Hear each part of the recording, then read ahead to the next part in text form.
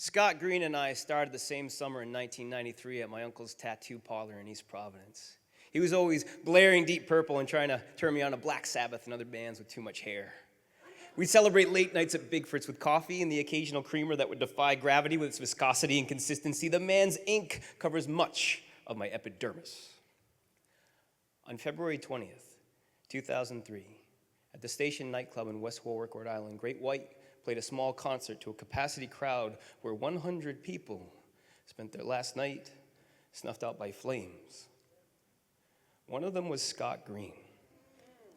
He had tattooed the lead singer the day before and been tipped tickets to his demise. News was scarce, and I wondered how such a heavily tattooed man could take so long to be identified, slowly dawning on me with sickening realization just how blackened and charred his ink and skin must have been, wondering what his last moments must have been like, clawing through the crowd to get out of there.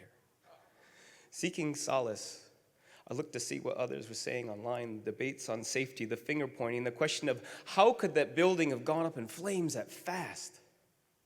And the one answer that stood out, hairspray.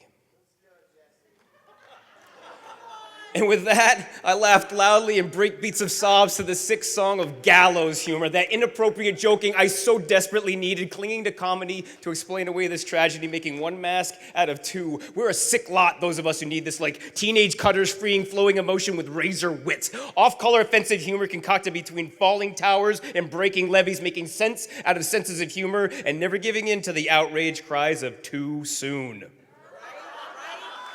Like my dad, at his own father's wake, our grandfather, my Pepe, looking at a room swamped with eyes and loudly declaring how Pep wanted to be buried face down so the world could kiss his ass.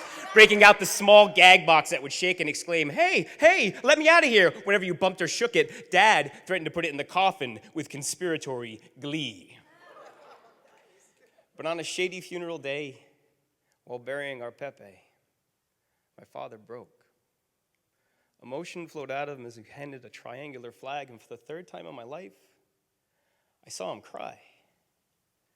No cloak of laughter or jokes, just raw sorrow as I turned to hold him, bumping his jacket pocket, laughing loudly as we shook in time to the goddamn gag box that he had hidden there, surrounded by a shitload of shaking heads and 3 sets of 7 shots, punctuated with the cries of 100 tiny people trapped in a box.